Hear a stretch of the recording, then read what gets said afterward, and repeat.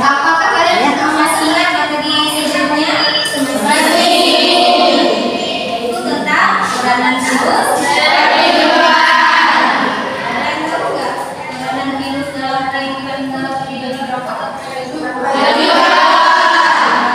Ada yang bisa sebutkan? Mana yang pertama? Oke, ada dua berarti peranan yang lingkungan ya. Mereka tahu nggak peranan yang menentukan namanya apa? Apa? Oke, silakan yang di belakang. Contoh peran virus yang menentukan contohnya yaitu vaksin, rekayasa, genetik. Ada lagi yang lain? Misalkan yang murnikan? Ada nggak yang murnikan? Contohnya seperti penyakit cacar, terus penyakit rabies, kaki dan mulut. Itu mungkin rabies sama itu lebih ke penyakit pada binatang. Selanjutnya ada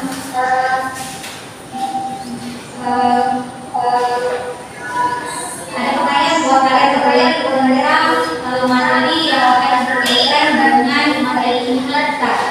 Yang pertama, ada yang tahu nggak peranan? Ada yang tahu nggak? Pernahkah kalian mengalami batuk atau pilek? Batuk dan pilek kira-kira pernah itu disebabkan kenapa? Virus. Ada lagi yang lain?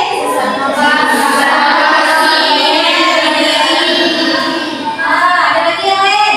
Polusi. Oke, karena tadi ada yang bilang virus, kemudian kita akan belajar tentang virus. Misalnya virus COVID-19. Pernah dengar kan? Kalau pernah.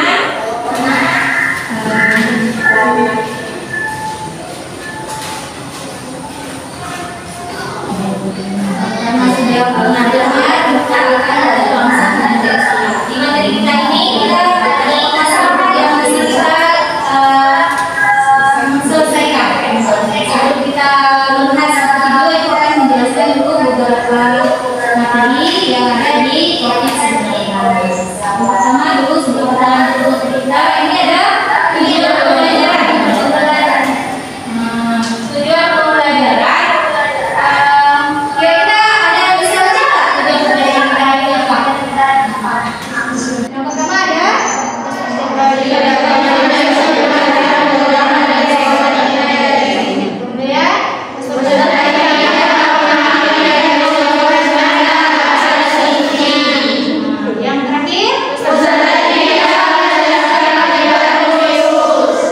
berarti ada tiga. Yang pertama ada peserta didik dapat menganalisa pekerjaan dan pengobatan infeksi. Kemudian yang kedua ada peserta didik dapat memahami pandemi COVID-19 dan dampak dan solusinya. Kemudian peserta didik dapat menjelaskan penyebaran virus. Kemudian di sini kita akan menjelaskan tentang Pancasila. Karena kita mendapatkan mereka.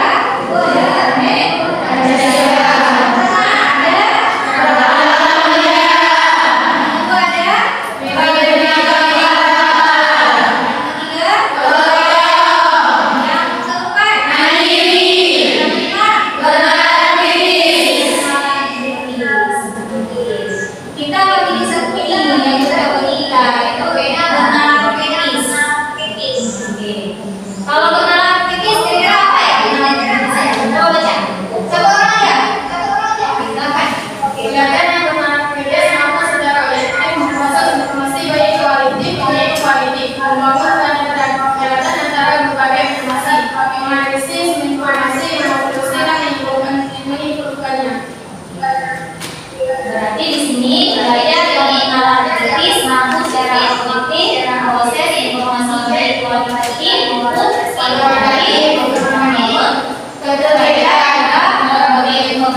menganalisis informasi, memenuhi evaluasi dan lanjut.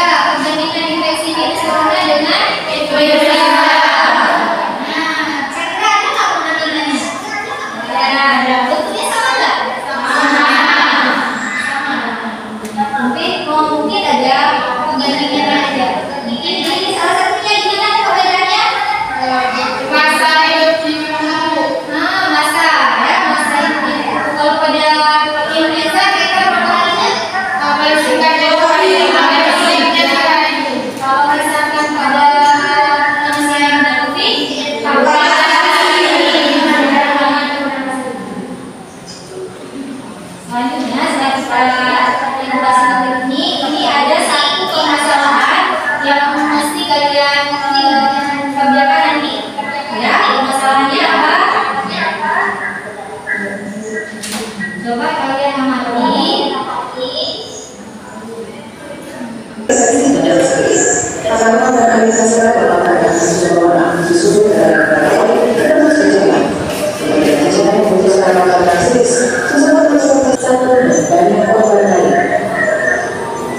Hanya dalam waktu 2 bulan virus menyebar makin cepat di luar Cina, yang paling parah Korea Selatan, Iran, dan Italia.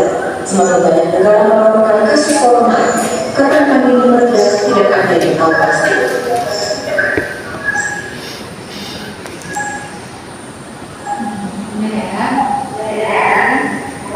Sebelum selanjutnya kita akan bagi kelompok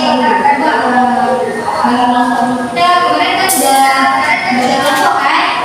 Masih ada kelompok kita kemarin? Masih. Duduk masing-masing kelompok. Silakan.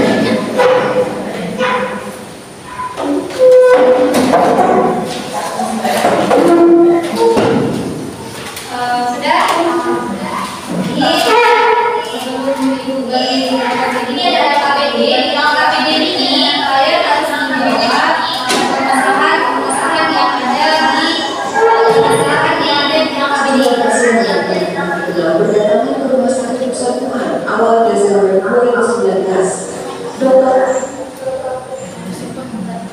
Setelah kalian menonton video, ini ada permasalahannya kan? Permasalahannya nanti kalian tulis di alur ya.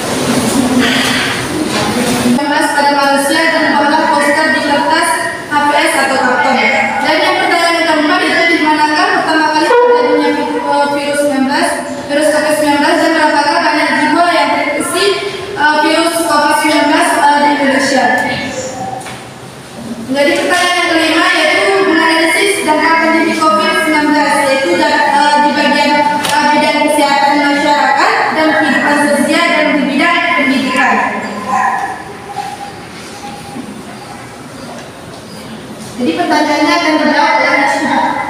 Dan dari sini akan dijawab pertanyaan yang dikasih sama Asmira. Yang pertama, apakah virus COVID-19 termasuk makhluk hidup? Akan saya jawab, virus makhluk hidup karena dia bisa hidup dengan sel inang, tapi dia bisa ada sel yang masuk beras. Hasil aplikasi yang sudah artinya virus merupakan organisme besar yang sehingga di dalam selnya yang masih hidup. Seperti contoh COVID-19 masuk di dalam fase tubuh manusia sehingga menyebabkan hidup berbeda penyakit.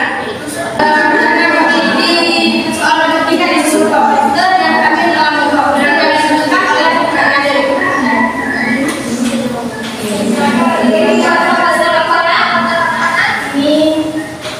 merupakan poster ini dengan saya tulis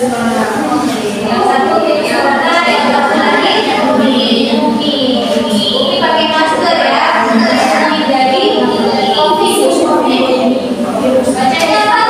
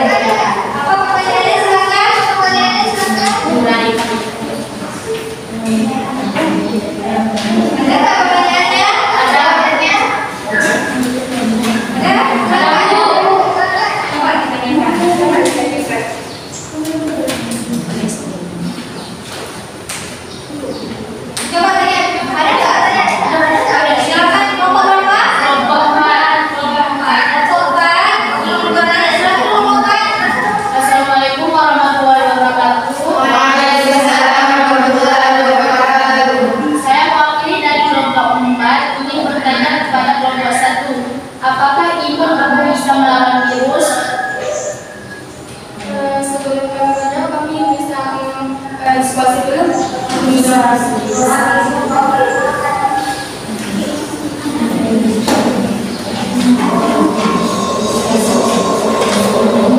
Sejumlah pasien yang terkenal berdatangan ke rumah sakit pusat Wuhan awal Desember 2019.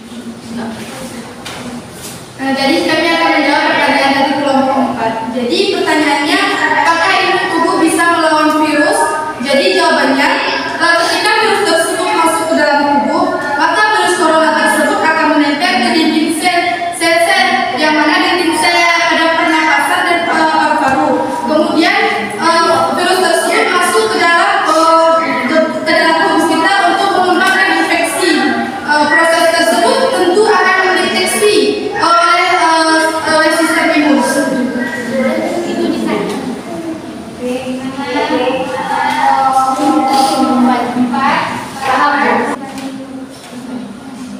Jadi mungkin ini saja yang dari kelompok 1.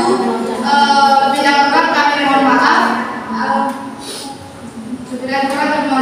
Assalamualaikum warahmatullahi wabarakatuh.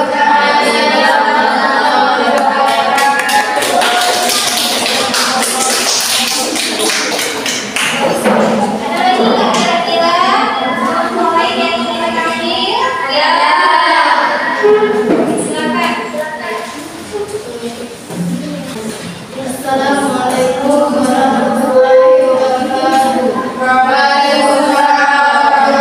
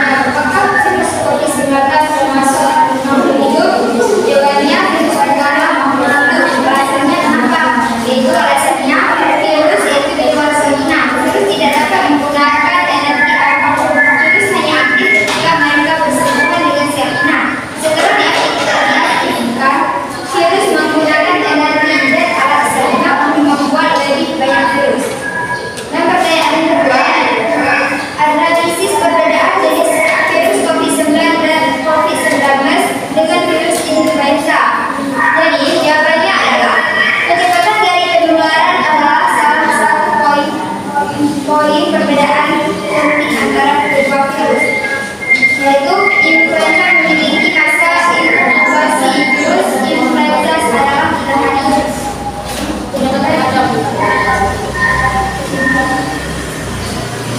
Pertanyaan yang ketiga, bagaimana gejala dan pencegahan virus COVID-19 pada manusia, dan buatlah poster sederhana di kertas HPS atau indikator.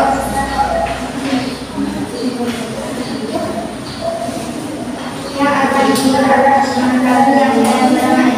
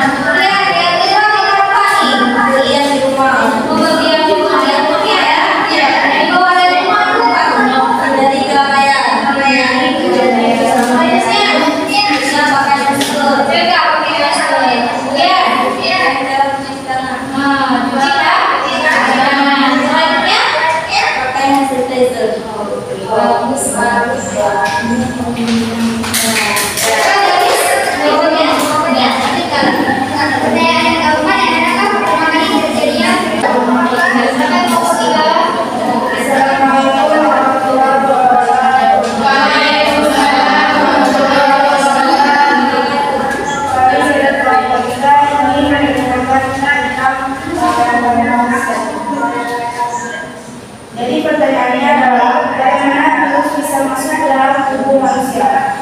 Oke, baik, sebelum kami menjawab, kami yang berdiskusi dulu.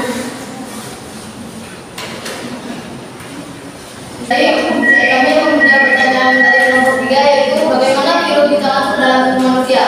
Oke, kami akan menjawab, virus seringkali menyebar dari orang ke orang melalui kontak langsung, baik itu melalui lendir atau cairan tubuh penderita yang masuk dalam tubuh orang yang tertular. Ini dapat terjadi saat orang yang terinfeksi, yaitu bersin atau batuk dan berbicara menghasilkan droplet yang mengandung virus. Maka dari situlah virus masuk dalam tubuh manusia.